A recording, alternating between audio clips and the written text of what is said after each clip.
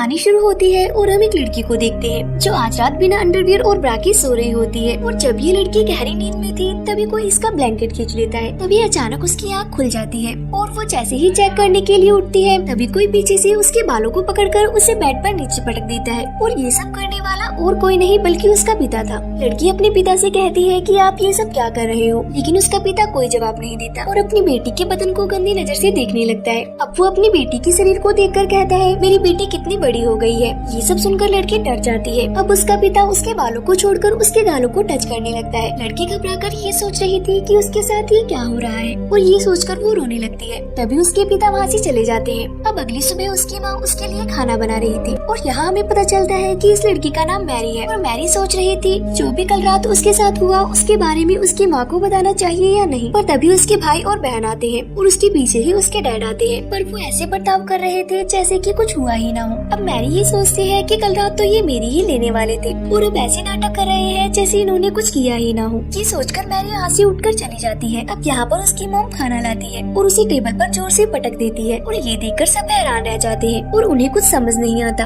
अब उनकी मॉम अजीब तरह से खाना खाने लगती जैसे कि कई दिनों से भूखी हो। उसे ऐसा खाते देख वो सब डरने लगते हैं। तभी मैरी का छोटा भाई खाना उगल देता है और कहता है खाने में बहुत ज्यादा नमक है। तभी उसकी मॉम उसका खाना चपट लेती है और पागलों की तरह खाने लगती है। आखिरकार इन लोगों के साथ ये सब क्या हो रहा है। दरअसल जब से ये लोग नए घर में शिफ्ट हुए हैं तभी से इनके साथ अजीब चीजें हो रही हैं। उनके पड़ोसी कभी उनके आंगन में अजीब से स्टैचू लगा देती है तो सुबह कोई उनके सामने मरा हुआ जानवर लटका देता है और पिता हर रात अपनी बेटी के साथ जबरदस्ती कर उसकी लेते हैं। मॉम सुबह सुबह अजीब जानवरों की तरह खाना खाती है और वो अपना खाया हुआ खाना अपने बेटे को भी खाने को देती है, लेकिन बेटा नहीं खाना चाहता। वो अपने डैड की तरफ देखता है। डैड कहते हैं कि अगर तुम नहीं खाना चाहते हो तो मत खाओ। ये सुनकर मॉम डैड को गुस्से भरी निगाहों से देखने लगती है। इसके बाद वो खाने को टेबल पर फेंक देती है और प्लेट्स को भी नीचे फेंक देती है। अब मॉम उन सभी पर चिल्लाने लगती है और अपने बेटे से कहती है जो मैं बनाती हूँ उसे चुपचाप खा लिया करो। वो इतने जोर से चिल्लाती है कि उसका बेटा डर के मारा रोने लगता है। उन्हें समझ में ही नहीं आ रहा था कि ये सब क्या हो रहा है, लेकिन ये तो अभी बस शुरुआत थी। इसके बाद हम देखते हैं कि मैरी नहा रही होती है। तभी कोई उसके पास आकर खड़ा हो जाता है, लेकिन जब वो शीशा साफ कर देखती है तो उसकी जुड़वा बहन वहाँ खड़ी होती है जो उसके साथ सिर्फ मजाक कर रही थी। फिर ये दोनों बहनें मैरी के कमरे में चली जाती हैं और यहाँ पर मैरी की बहन उसे बताती है कि कैसे हर रात उसके डैड उसके लेने आते हैं। मैरी को यकीन नहीं हो रहा था कि ये सब उसकी बहन के साथ भी हो रहा है। तभी उनके डैड वहाँ पर आते हैं और उन्होंने इनकी सारी बातें सुन ली थी, इसलिए वो चाकू निकालकर उन पर हमला करते हैं। तभी मैरी उनको धक्का देकर वहाँ से भागने लगती है, पर उसके डैड उसकी बहन के बालों को पकड़कर उसको उठाकर फेंक देते हैं। पर मैरी सीढ़ियों पर गिरने की वजह से बेहोश हो जाती है। अब उसके डैड स्टोर रूम से एक हथौड़ा लेकर आते हैं और तभी हम देखते हैं मैरी को होश आ चुका था और वो अपनी बहन को ढूंढ रही होती है। और तभी उसे एहसास होता है कि उसके पीछे कोई खड़ा है और जब वो पीछे मुड़कर देखती है तब उसे उसके डैड नजर आते हैं जो हाथ में हथौड़ा लेकर उसकी ओर बढ़ रहे थे। वो उसको कुछ कर पाते तभी मैरी उनके सर पर कुछ मार देती है, लेकिन उससे उन्हें कुछ भी नहीं होता।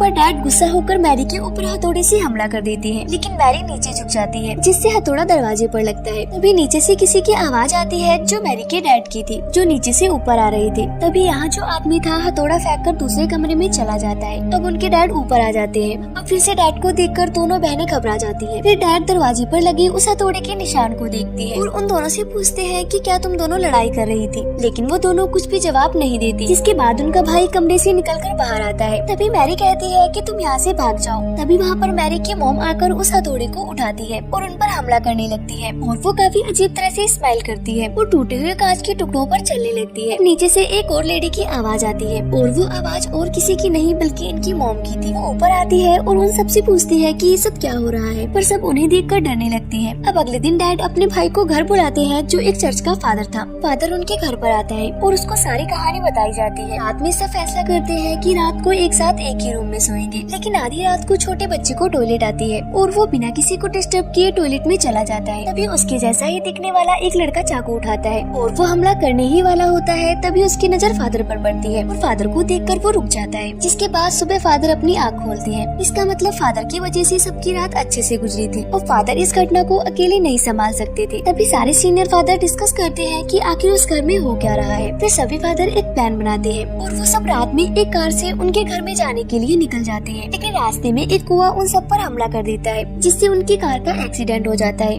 दूसरी तरफ डैड मैरी को एक बेल्ट से बांध देते हैं। तभी फादर जख्मी होकर घर के पास पहुंच जाते हैं और बताते हैं सभी फादर की मौत हो चुकी है, अब जो कुछ भी करना है हमें ही करना है। इस बात के लिए डैड मान जाते हैं क्योंकि अगर कुछ नहीं किया तो वो शैतान सबको मार डालेगा। जिसके बाद फादर मैरी के ऊपर एक क्रॉस रख देते हैं और उस पे लकड़ी से मारने लगते हैं, जिससे मैरी को बहुत दर्द होता है। फिर उसके डैड मैरी के पैर को पकड़ लेते हैं ताकि मैरी ज्यादा ना हिल सके। फादर छड़ी से लगातार उसे मारता ही जाता है, जिस वजह से मैरी बेहोश हो जाती है। तभी हमें उस गाड़ी का सीन दिखाया जाता है जिसका एक्सीडेंट हो गया था। वहाँ पर पुलिस फादर को गाड़ी से बाहर निकालते हैं और हमें पता चलता है कि असली फादर तो यहाँ पर है। तो जो मैरी को मार रहा है वो कौन है? असल में वही असली शैतान होता है। अब मैरी की माँ कहती है कि बस करो, अगर ऐसे ही फादर मैरी को मारते रहे तो उसकी जान चली जाएगी। पर डैड अपनी वाइफ को दीवार पर पटक देते हैं और वो अपनी वाइफ को मरता हुआ देख फादर की ओर देखने लगती है। फिर वो फादर एक अजीब सी स्माइल करके डैड के ऊपर हमला करता है और वो उन्हें चाकू से मारने ही वाला होता है कि तभी वहाँ पर असली फादर आ जाते हैं और एक मंत्र पढ़ने लगते हैं, जिसके बाद वो शैतान वहाँ से गायब हो जाता है। और फादर मैरी के सामने एक शीशा रखते हैं जिससे वो शैतान बाहर आ जाता है। जिसके बाद फादर उस शैतान को अपने अंदर समा लेते हैं और वो मैरी के डैड को कहते हैं कि मुझे मार दो। मैरी के डैड फादर के पेट में उस क्रॉस को घुसा देते हैं, जिससे फादर और वो शैतान दोनों ही खत्म हो जाते हैं और इसी सीन के साथ मूवी का एंड हो जाता है।